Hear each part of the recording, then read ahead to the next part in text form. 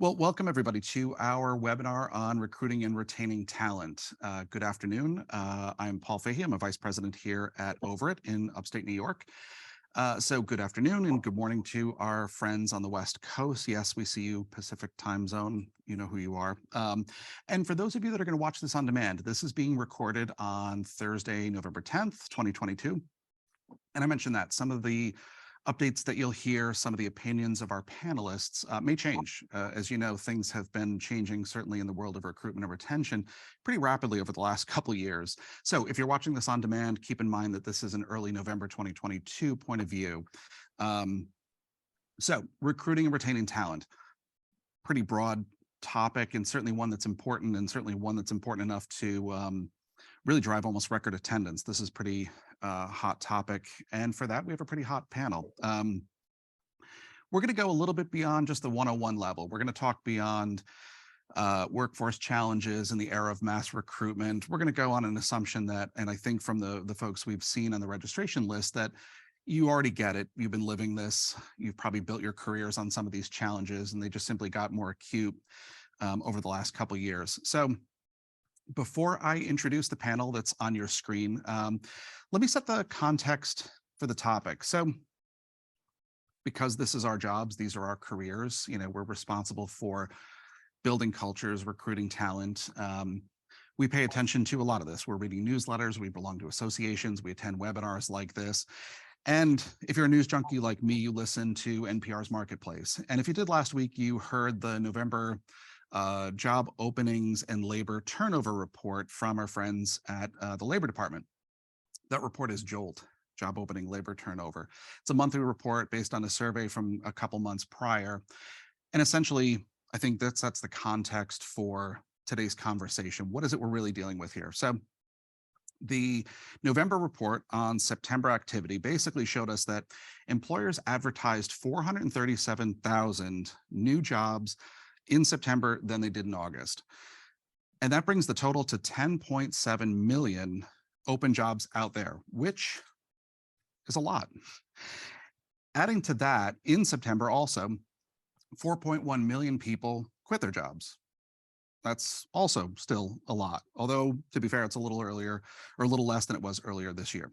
So 10.7 million job openings nationwide, which is probably why we have near record attendance for this webinar. And so, all right, anecdotally, last week, Las Vegas hosted Staffing World 2022. That's the annual national convention of temp and staffing recruitment agencies. And I think some of you were there. And you guessed it, Staffing World 2022 was kind of understaffed. At least it was if you wanted to go get a bite to eat at one of the restaurants in the hotel. They gave great customer service in nearly every single venue there. They just simply didn't have the staff. They didn't have the talent. They didn't have the size of the team that they would want. And that wouldn't surprise you if you read the JOLT report, because hospitality and food service posted the biggest gain in job openings of any industry. So add to that the chronic issues that we've all been facing. Other industries like healthcare, trucking, retail, all aspects of commerce, technicians in specialty areas like home services.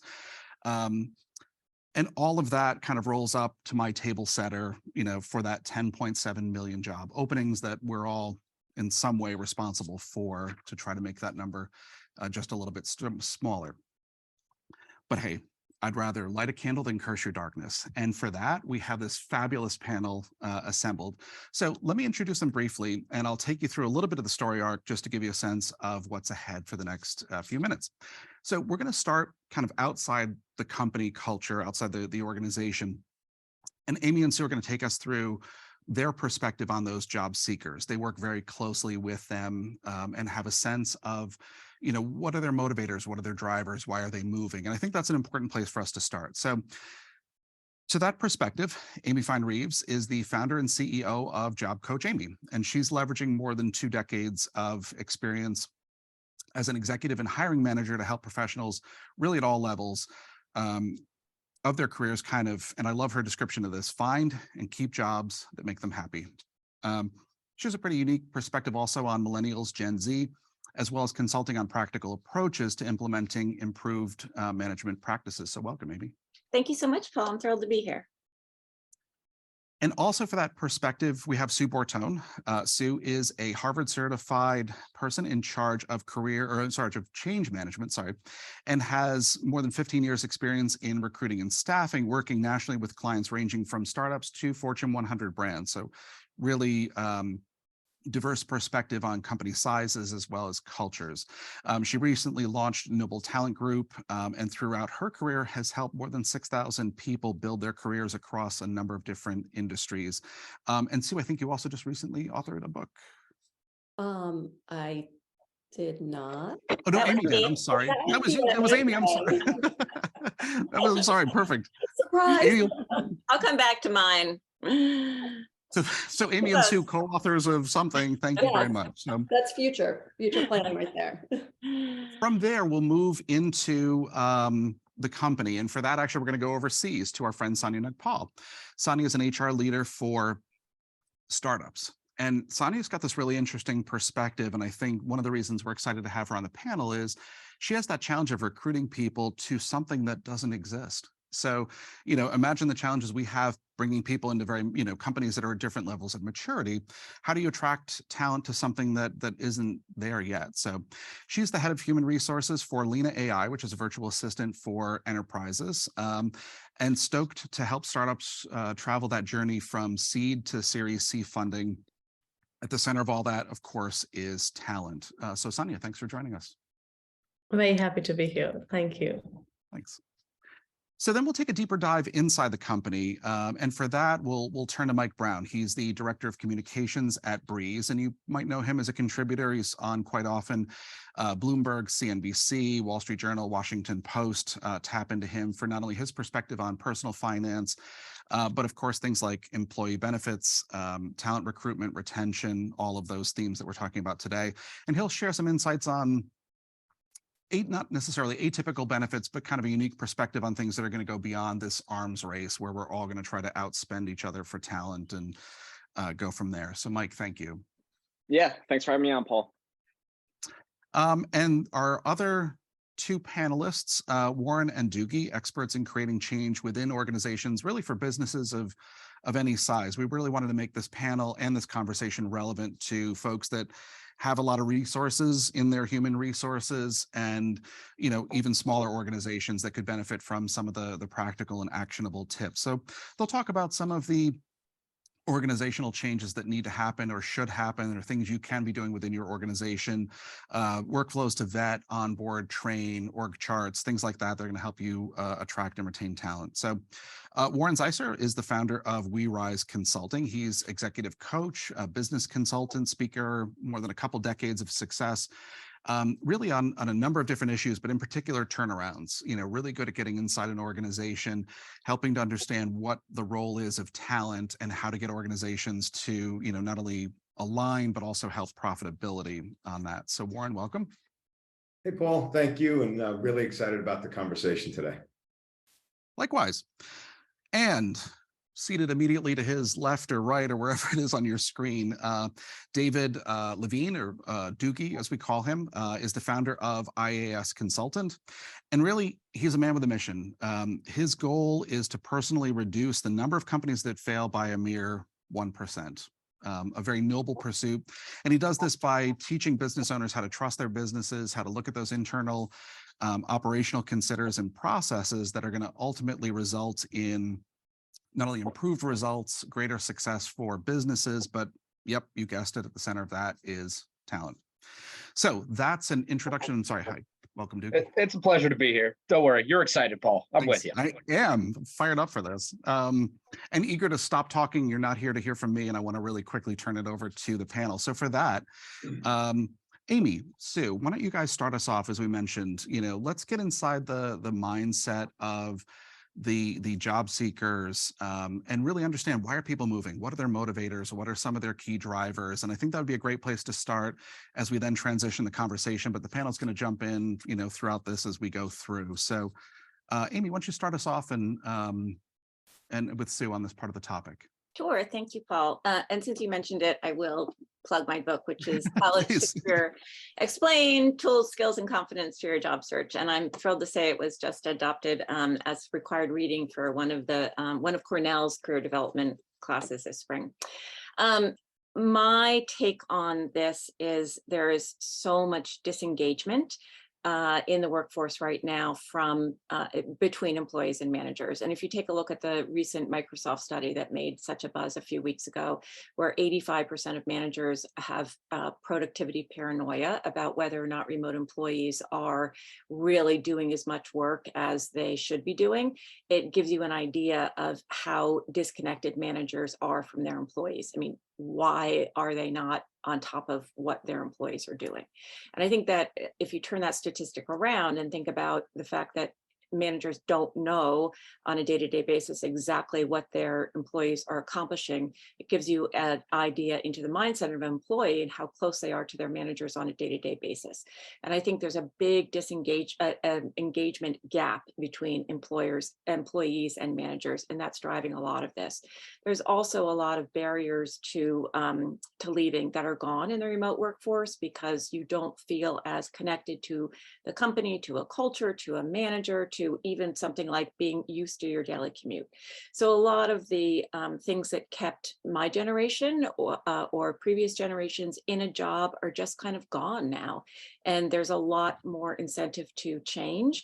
Every year, the starting salary for new grads and for MBAs gets a little bit higher. So there's an opportunity to increase your salary a little bit more. And Gen Z is really driven a lot by salaries. So I really think that I don't want to put this on managers for being disengaged, because in my view, in recent decades, everything about the way we operate as businesses has changed.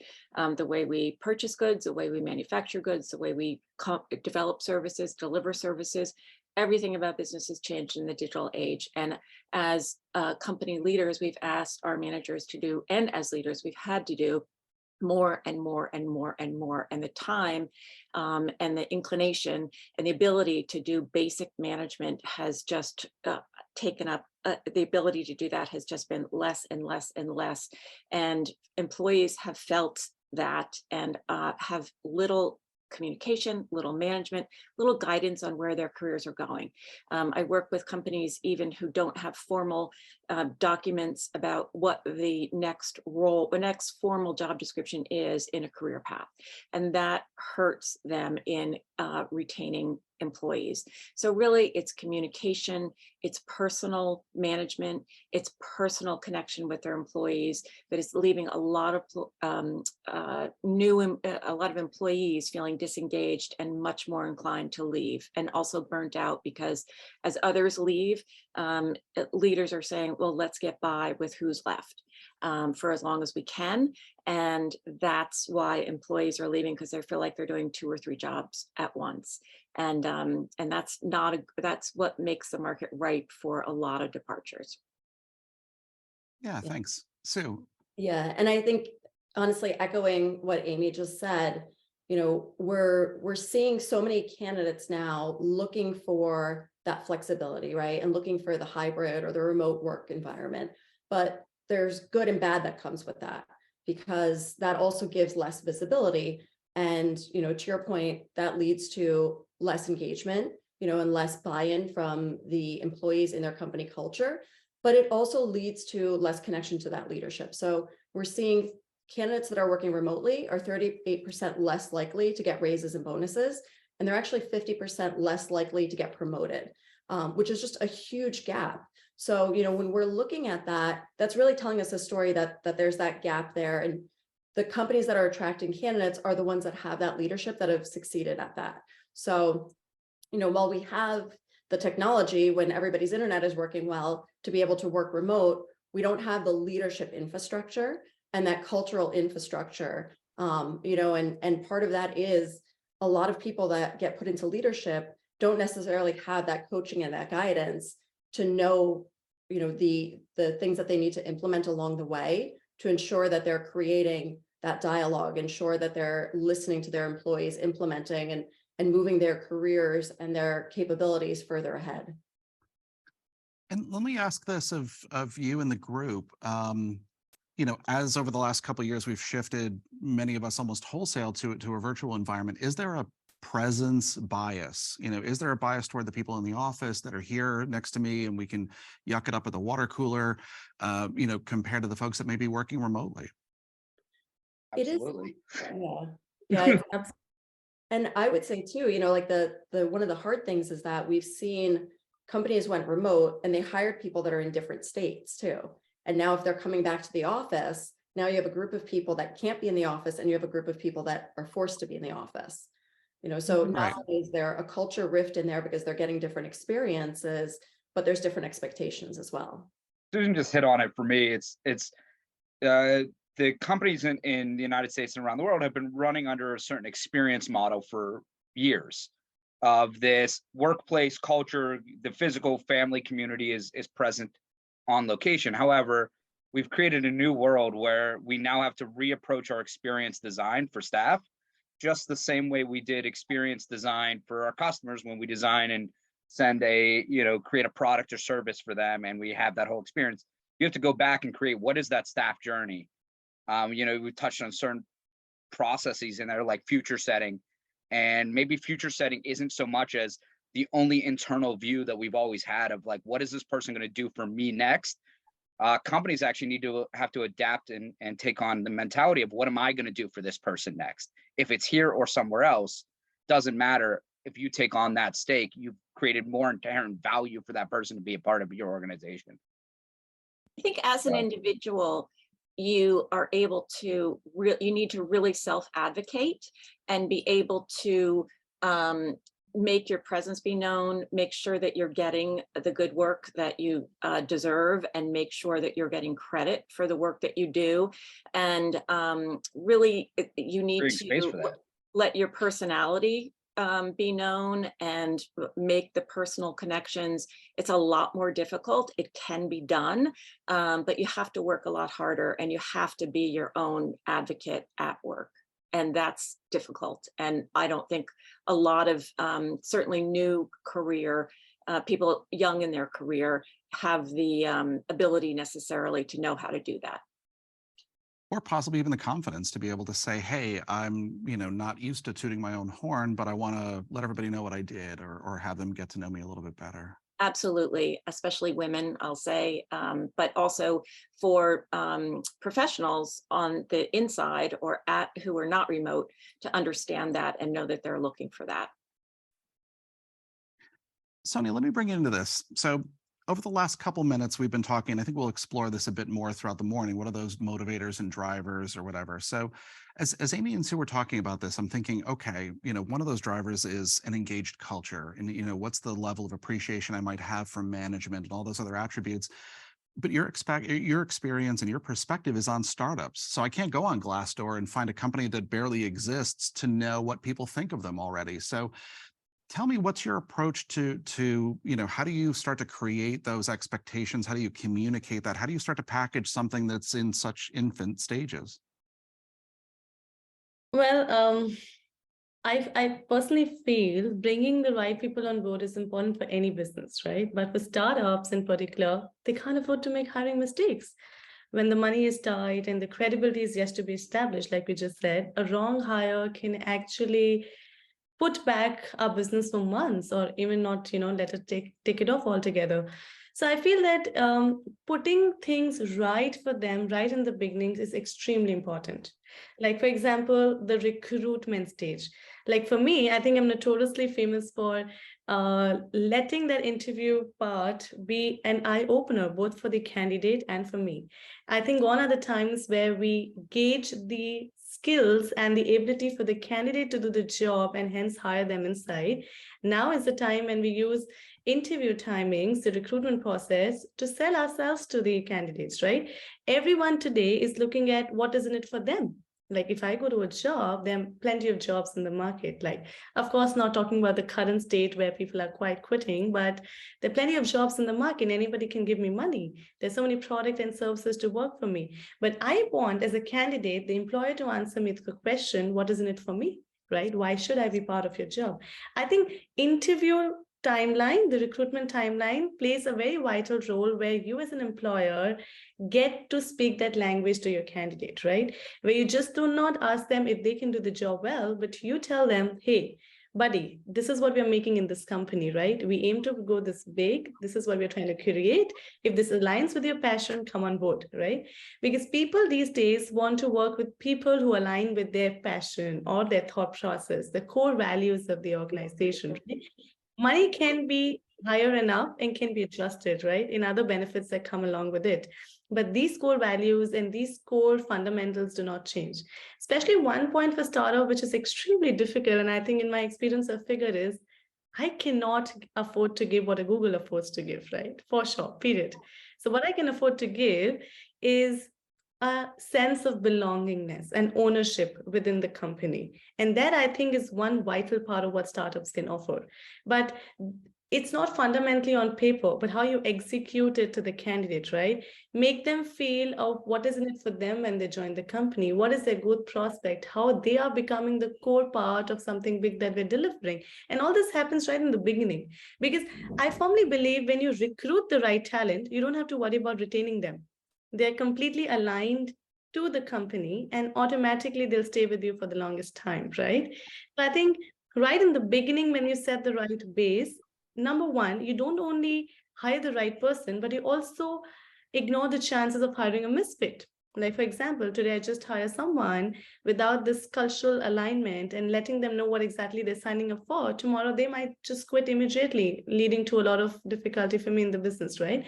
So I feel that initial stage for startups is extremely important. And while it is becoming very difficult because almost every startup is trying to be cool these days, offering fundamental stuff, it's extremely tough place for different startups to be in to realize what they want to sell and what kind of people they want internally in the organization. And I like this concept of alignment. Let me use that as a jumping off point for the group to comment. I know you're not describing, a robotic culture of yes men that are going to tell the owner what he or she wants to hear. But why is that important? I mean, how do you create that alignment internally? How do you communicate that set of expectations internally? I can actually share an example. One of my clients, I think, to your point of really creating something that people want to be a part of and feel they're a part of and stay with. I had a company that I work with that's a creative company, and they realized that during the course of COVID, people picked up hobbies and passions and side hustles. So they actually created a marketplace where all of their employees could connect and talk about the things that they've created and actually like shop each other's services. So it's just, especially when you're talking about startups and you don't have that much money, but you're trying to get great people, it's those things of thinking outside the box and creating community, especially in a remote environment, so that people can connect on something besides just their work projects. And I think on alignment, I also like to stress on one thing. Fundamentally, regardless of startups or different geographies or people from different backgrounds, they are humans at the end of the day, right? And basic human needs are same across wherever you go. So you have to understand what people are looking these days for jobs, than just money and ESOPs and some fundamental benefits, right? They're looking for a sense of belongingness, and they might not get it everywhere. Maybe I'm very passionate about being a hustler, and I do not want to be in a company that doesn't believe in that and it's a yes man, or a yes man company, right? So I like to align my values with that organization, and hence everything just becomes a piece of cake. So in my understanding, we need to understand what a human fundamentally wants, hit them at the right chord, and then get them aligned. I think when I work with a lot of people in career transition as well as young kids. And one of the fundamental things I do is talk to them about, do you want to go into a job where everyone has done the exact same thing for 10 years before you, and it's going to do the exact same thing for 10 years after you, which is either, some kind of program at a bank or at a consulting firm? Or do you want to go into a startup where, you're never going to know from one day to the other to the next what you're going to be doing? So, that you're always going to be working on 2 or 3 projects that relate to some sort of market sizing. Oh my God, there's an alarm going off in my house. I'm so sorry. That it's going to be related to some sort of strategic initiative Or if you're going to be working in a startup, you're going to be one day driving to the airport, to get something on a FedEx plane, and one day you're going to be presenting in front of a client. And those two types of people are very fundamentally different, and you can segment them that way as well. And that's an alignment of how people like to spend their days. And I apologize. No, it's great. Let me go a little bit out of order for a second, because I think, Sonia, you're making a good transition, and I want to bring Warren and Dookie into this. As you're describing that alignment, as you're describing what that, set of expectations are, the shared set of values, that shared, purpose and goals, talk to me about how we're going to prepare our companies. What are those processes and things that are going to help ensure that success? Warren, why don't you start, and then we'll throw to Doogie. Sure. And I tell you, Paul, certainly things have changed over the past several years, but quite frankly, I think it's not a whole lot different. The fundamentals are not a whole lot different than they have been for 100 years. We spend a lot of time as business owners focusing on building the best or creating the best product or service, right, for our customers. We spend all this time improving products and improving services.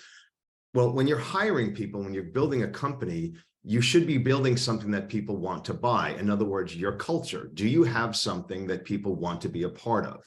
And we're not spending enough time doing that. And I think it's been brought to the forefront more so now than before. But if you want to keep great people and attract great people, you need to be putting as much focus on building a great organization, a great culture, a great thing that your employees want to buy, as you are actually doing that for the product that you sell, product or service that you sell. So to me, it's building the thing that people want to buy, hiring the right fit. Absolutely. How has that ever been different?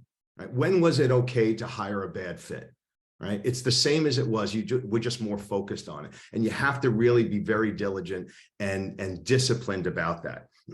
Setting up your people for success, which means a good onboarding process, a good training process, and putting them in positions where they can succeed, and stop expecting them to do things that they're not good at. Continuous improvement. I don't know any successful person or successful employee that wasn't interested in growing. They want to learn more. They want to sharpen their skills. And it's up to us as business owners to make sure that you're creating that path for those people. Show appreciation. I mean, how hard is that, right? You have to show appreciation for the work that your people are doing. And as a coaching consultant, how many times I've heard my clients tell me that we're just too busy to spend time with our employees. Mind-boggling. I mean, what or you could just hit be, the big one, time. Yeah, what could be more important? If you're too busy to put your arms around your people, you're too damn busy. Like, that's the thing that the business owners and business leaders should be focused on. Not sitting there staring at a computer screen all day long, but actually getting to know your people, showing appreciation, put your arms around me, and then stay connected with them at all times throughout their journey with you. Stay connected. And I just had this happen with a client who lost 3 employees in 1 week. And for 2 years, I have been preaching to this person to get out of the office and put his arms around his people and get to know them on a personal level. And he was uncomfortable doing it. 3 people left. They got poached. And that's what's happening these days, right? They got poached. And yes, they got poached. They took more money. But I believe that those 3 people, who are really good people, would have stayed if there was a personal connection with their boss. So that's not different. I mean, yeah, again, it's something that we talk more about today because we have to, because people are quitting by the tens of thousands. But it's the same. It's as important today as it was, 40 years ago.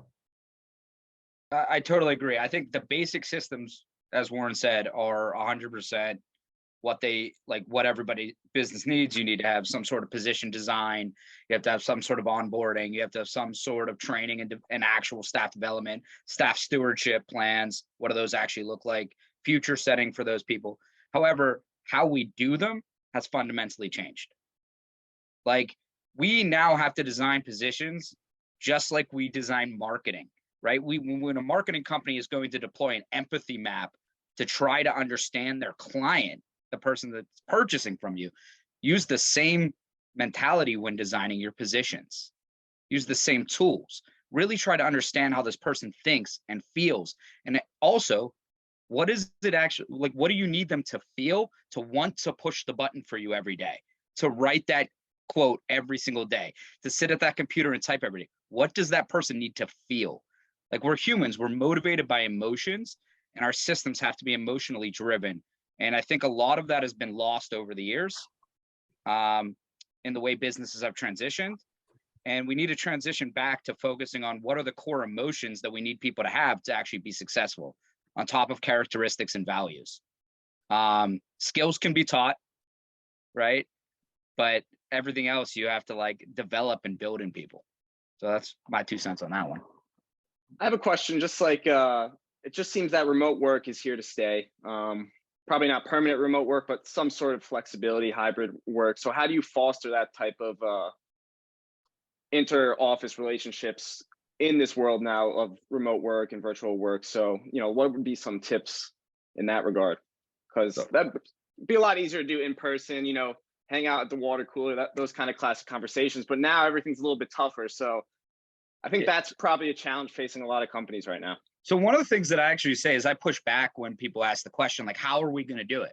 I start asking the question, is it actually necessary for every single position to have that experience anymore? Right? A lot of companies have contractors who are doing certain work anyways that aren't necessarily internal into the company, but they're doing work and they're happy as can be. Some of your employers are going to be those people too. Right? So like, it starts with, first of all, asking, like, is this question relevant for every single position? And is that camaraderie relevant? And then it goes from there. Cool. For those that it is relevant, how do we design it? Or if it's a value statement of our company, then we have people that are out of alignment, like we've said earlier, then we should consider transitioning them out of our company because they're no longer in alignment with our values. Right? So it's a bigger, it's a big in-depth question. It's not just how do we make it happen, which is what a lot of people are trying to force and a lot of companies are trying to force, but is it still relevant? And I might have a somewhat unpopular answer to your question, Mike, but I don't think it's possible to create the same level of culture, camaraderie, and connection in a virtual and/or hybrid environment as it is when people are on site. I just don't see that being possible. And I'm not saying that that's a completely bad thing, but it happens, in my opinion, to be the truth. And from the companies that I work with, and I work with a lot of them, it's what I'm seeing.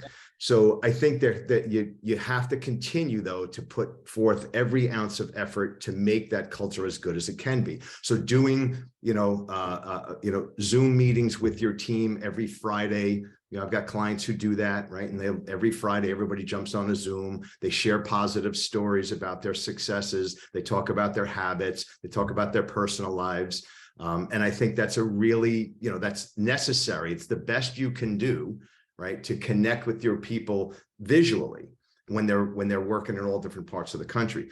The other thing is the outreach to the people. You as the owner, you as the business leader should be reaching out to your people. And, even when they're working in the office, you should be, again, putting your arms around them, leaving sticky notes on their desk, just telling them, thanks for being a part of the team. I love having you here. Proud of the work that you're doing, right? But doing that in a virtual environment, whether that's an email, a phone call, look, when a client tells me, again, they're too busy, hey, you could jump on a Zoom call for 10 minutes and tell an employee, say, hey, Sonia, I just want to jump on this call and tell you, I really appreciate the work that you're doing here. And I wish that I could see you here every single day, but I want you to know that I appreciate you and the team appreciates you. Like, that type of stuff doesn't take much. It literally, I have to force clients to write that down and remember to do it and put it as a calendar event. Because God forbid we do anything that's not on our Google Calendar, right? So if that's the case, every single day, take 10 minutes and connect with one or two people in the organization, right? Yeah, that's creating a formal process, which I've had to do that for some of my clients too, because they honestly, their personality traits don't align with like the comfort level to do that. So yeah, it has to become a formal process. And how do I document appreciation and things that people do well? How do I deliver it? If we need to systematize it, systematize it. And these processes exist because, oh my God, because there are global teams. I mean, there have been hybrid teams for decades, and global teams that work in different parts of the country, and separated, and engineering teams that work in different parts of the world. So they do exist, and there are ways to get over it. We just need to do it on a more micro level now. But I totally agree with you. It is absolutely personal, and it absolutely has to be in a process. And I think managers aren't used to it, and they're not trained to do it, and they're not given the time to do it or rewarded for it. And that's what the big issue is.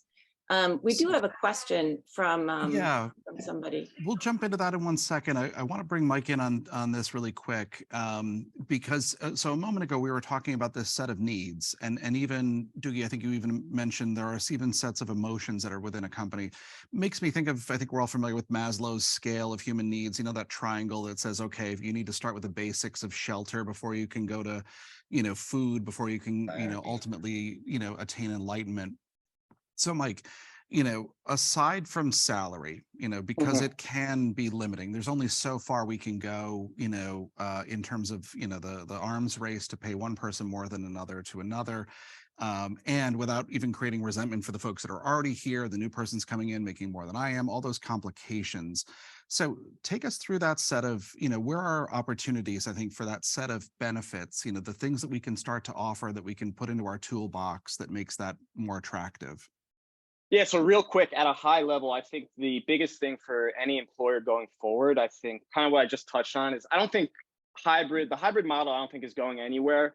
We might see a lot of people go back to the office full time, but I think there's always going to be some leeway when it comes to, hey, I need to take a day at home. I need to work from home. I need to, drop my kids off at soccer practice. I think that's going to continue to exist, and this hybrid model is going to continue to exist. So I think at the highest level, if you don't, offer that hybrid model and that remote work flexibility, you're going to lose out on the top talent. They're just going to go to somewhere else that is offering that. And I think that just has to be a given at this point. The pandemic catalyzed that, and I think it's just here to stay. So at a high level, let's start with that. And then more specifically, the one thing I would love to touch on, because I think there's a lot of opportunity for employers to win talent, because there's not much help in this space.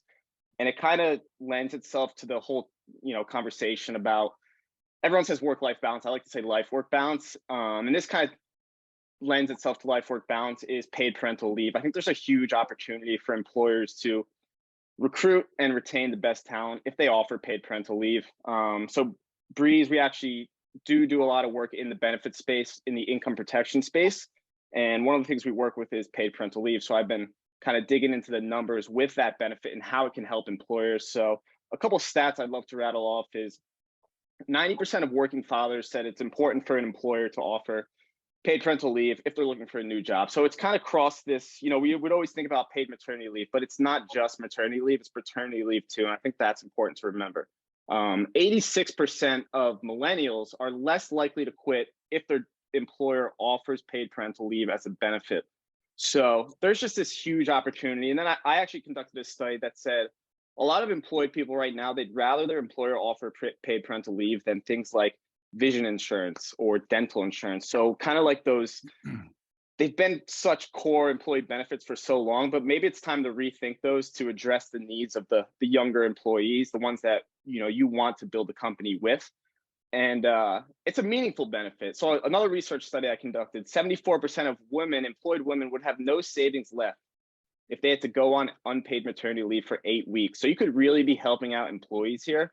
And interestingly enough, SHRM, so big HR outlet, they found the share of companies offering paid paternal leave has dropped in the last 2 years. So from 2020 to 22, less companies are offering paid parental leave. So I think it's a great opportunity for employers to zig when everyone else is zagging, and just get in there, offer paid parental leave. And I think they'll probably see a lot of success, not only recruiting top talent, but retaining top talent. Okay. Other thoughts from the panel? What else is in our toolbox? Paul, I want to just finish something regarding Mike's question about building the culture. Just very quickly, ask for some actionable solutions. So again, is it difficult to do in a hybrid remote environment? Yes, it is. And I don't think you'll ever get that same connection as if you were on site. But I've seen companies who do some really cool things with their virtual teams, and they've got teams around the country and around the globe, and they have somebody in the company who is, and typically it's a full-time position, depending on the size of the company, but they're sending things out. They literally send packages. You're never in the office. Well, that's okay. I'm going to send you, they might send snack boxes. They might send toys. They send gift cards. They're making sure that they recognize birthdays and anniversaries and milestones, swag bombs, like things like that, that come directly from the company that you would send to employees. It makes the employee feel like that they matter, that you're actually thinking of them outside of just doing the job, right? You took some time, you spent $25, $50, whatever it is, and you sent something out to people. And I think what's cool is when they do that, typically, and then these people get on these meetings or Zoom calls, typically somebody's gonna, if I'm on the meeting, I'm gonna say, hey, you know, Doogie just sent me this gift, the snack box. Thanks so much for doing that. And they talk about it. And now that spreads that to the rest of the company. Those are smart things that you can do to create the culture, people feeling appreciated, and spread that around, and people feel more attached to the company. I like to add to what Warren said, and I think that's also the answer to your question, Paul, about what all can we have in toolbox. See, and I think I'll speak more from a startup standpoint, because when you demand a lot out of people, you need to make them feel that you give it back also, right? Any relationship works give and take.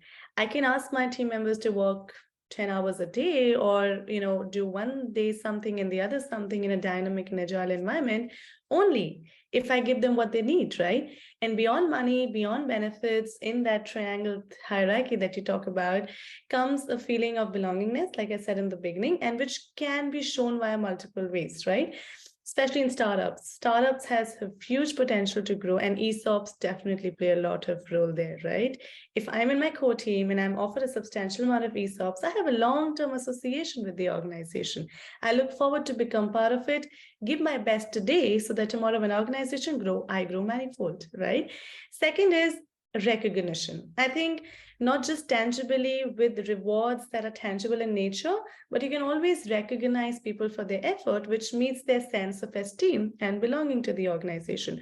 Yesterday, I did some great project. While I haven't really gone out of my way to do it, but I depicted any core value of mine by doing that project, right? I love my leaders or my peer to come and appreciate me about it, which makes me feel, hey, you know what?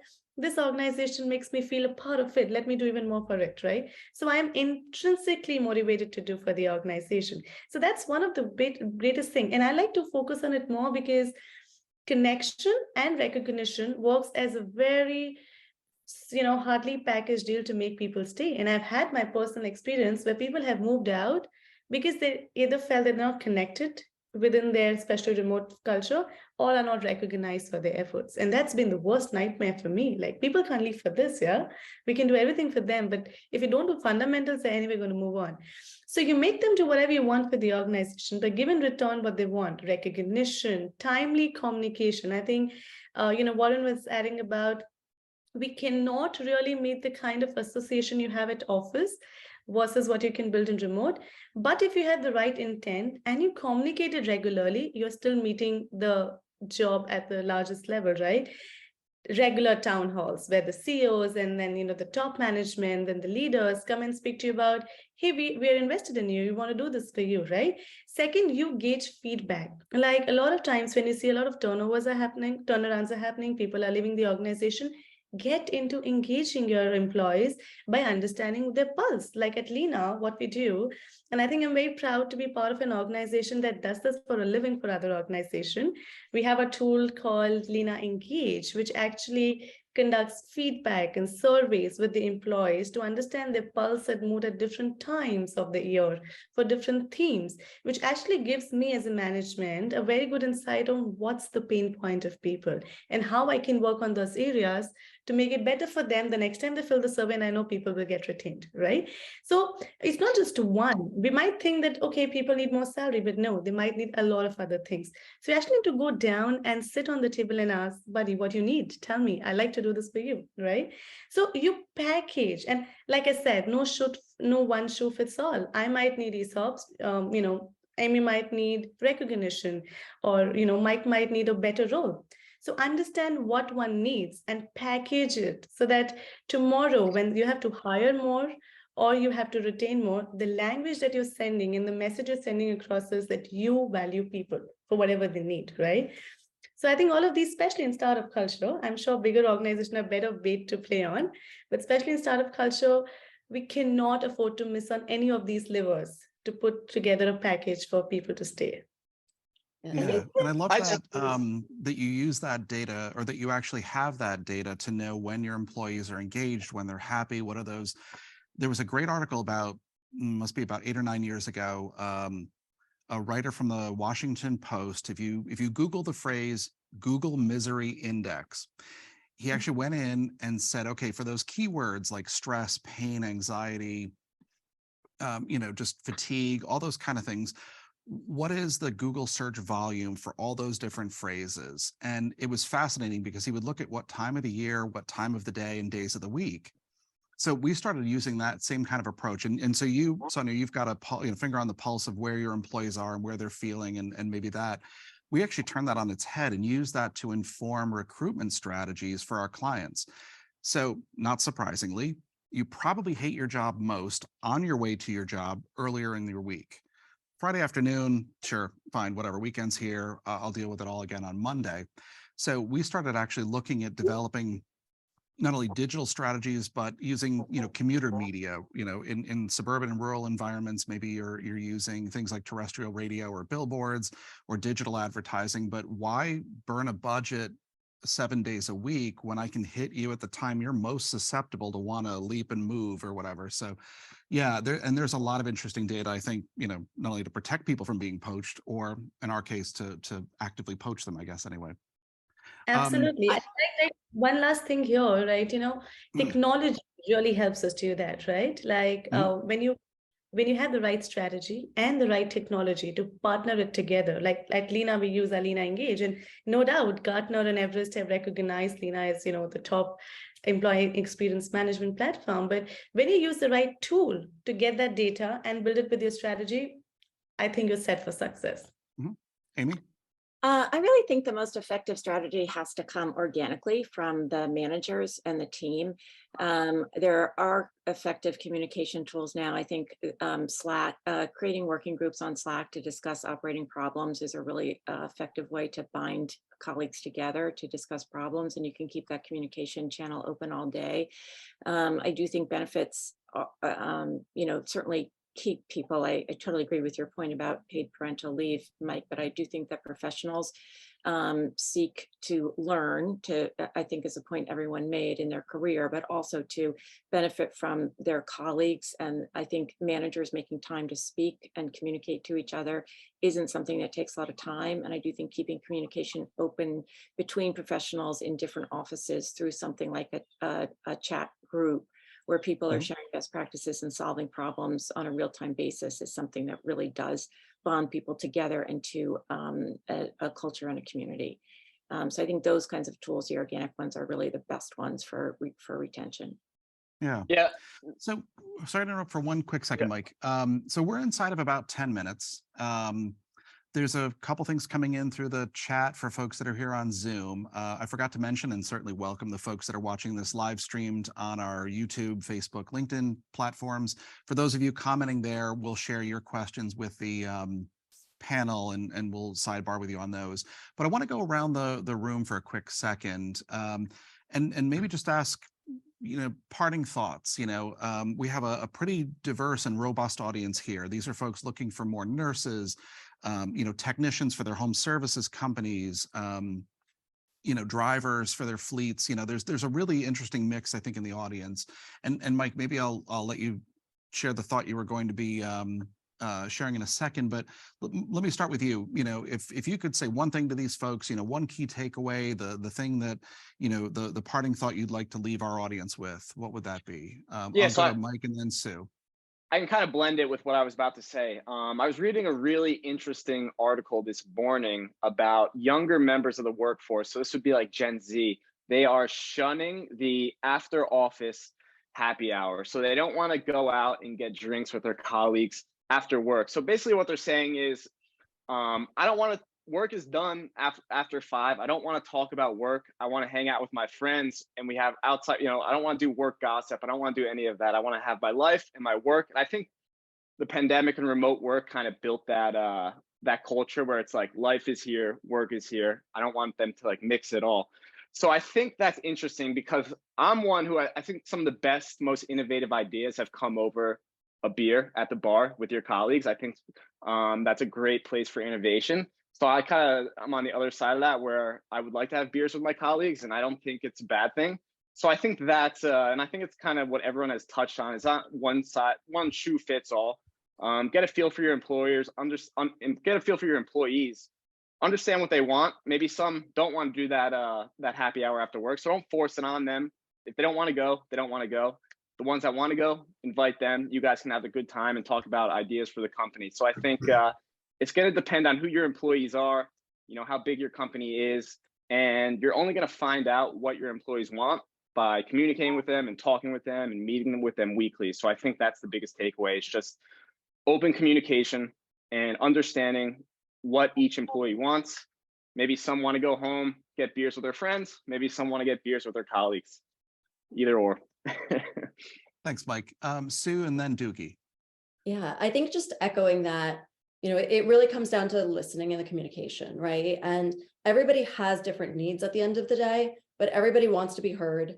You know, everybody wants to be recognized and be seen, right? So sometimes that comes from leadership, just creating those good habits, right? It doesn't happen over time. You know, I know it was mentioned earlier of like setting the reminder in your, you know, in your calendar, like send your, if you're working with nurses and drivers that are out in the field and they're not in front of their computers, send them a text. Like, hey, you just want to check in, make sure that you're doing well. Like, how's everything going?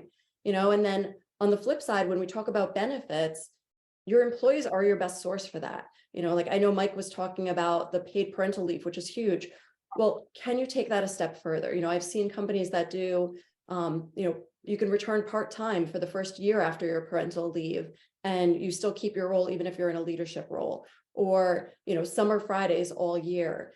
So there are just these different things that you can, you know, do for your employees that aren't necessarily based on salary, but it really comes from listening to the people, right? Like, what do they want? What do they need? Is it flexibility? You know, is it community? You know, and then really building your culture around that. Great. Doogie, and then we'll go to Warren. Yeah, I would say like the biggest thing for owners and executive level positions, doesn't matter the size of your company, is you got to reevaluate your model. If you aren't constantly looking at what the model of the employee experience is and changing that and adapting it and catering it and getting to the place that you have the highest level of customization, or making the exact opposite choice saying this is who we are, you know, like making a hard choice one way or the other is what businesses need to be doing, and then sticking by those values and living them. So and it comes to it, then you build out your processes and systems to back up, you know, the statement you're making. So thanks. Yeah. Warren and then Sonia. Yeah, I'm gonna leave with some advice. When it comes to recruiting and finding people and building an organization, 3 things. First, be patient, right? I see this happen a lot. People give up. It's frustrating. It's time consuming. You get 200 resumes and 150 of them have never even done the job that they're applying for. It's frustrating. Be patient. Don't settle for just the best of the worst. Go find your person. And if it takes 3 months, it takes 3 months. If you make that you settle for that B- player, you're setting your company back.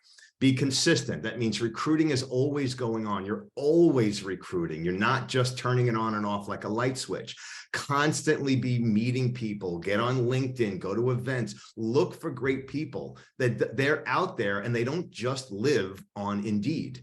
right? You can literally find people out there if you're constantly in recruiting mode. Be relentless. And to me, that just means I'm going to out hustle every other employer out there. I will never stop. I will continue to drive and grind to find the very best people. And then at the end of the day, you've got to find the right person for your organization. I like to call it recruiting passionate hustlers. I want somebody who really loves doing the work.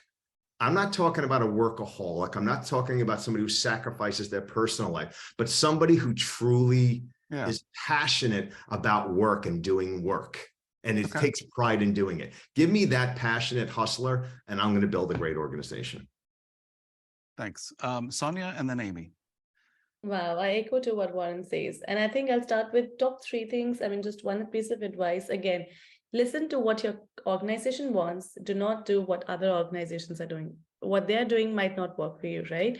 And especially when you're recruiting, set the expectation early, starting with the recruitment process. Maybe introducing a culture fitment round where you let the person know what is your culture, what are your expectations for the base value, and let's see if they fit it. And let's see if you fit them, so that tomorrow when they come to your organization, they realize, oh, this is not the place for me, right?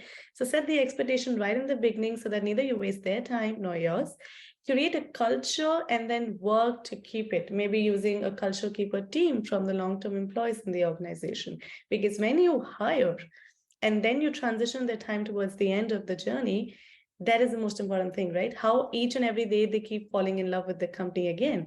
Third, invest in employees' training and development, because everyone is looking to upscale, and listen to what your employees really need. When you do all of these things together, I think you'll be able to not just recruit, but also retain the best talent.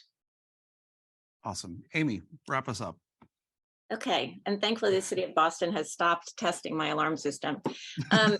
I'll talk specifically about retention, and all of the data aligns with what I'm about to say, which is 3 things: communicate, educate, and do career pathing.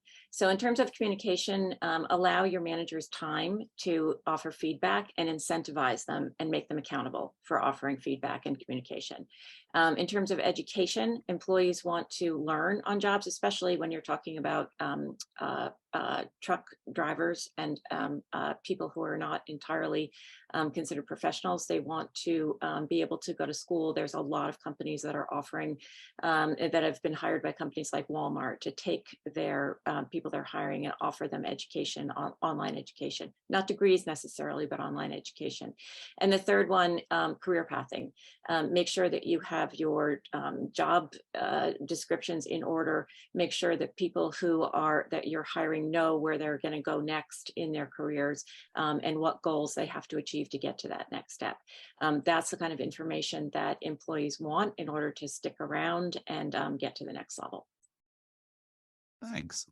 So we are running long on ideas and questions, I think, from various places, and short on time, but you are in luck. So I think, as many of you know that have participated in our webinar series, we try to get the ideas out there, get people thinking, get it stimulated.